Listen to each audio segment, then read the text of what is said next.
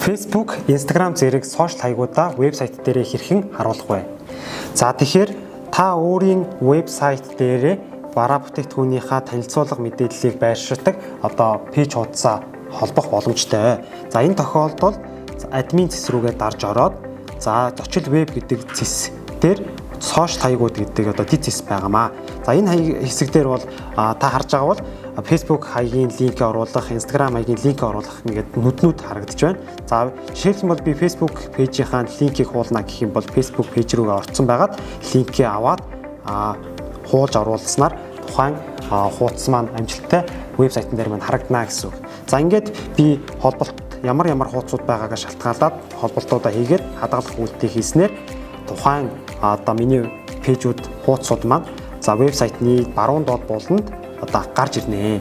За Instagram зэрэг бусад шаардлагатай холболт хийсэн байгаа бол Instagram дээр дарахад Instagram руу үсрэх байдлаар линк маань идэвхжсэн байдаг гэсэн үг. За тэгээ монголчуудын хувьд болохоор Facebook болон Instagram хуудас бол манай борлуулалтын бас үндсэн сувгууд болж явдаг. За ийм учраас та мөн өөрийн Facebook пэйж хуудсан дээрээ одоо вебсайтныхаа домен нэрийг давхар байршуулж өгөөрэй. Баярлалаа.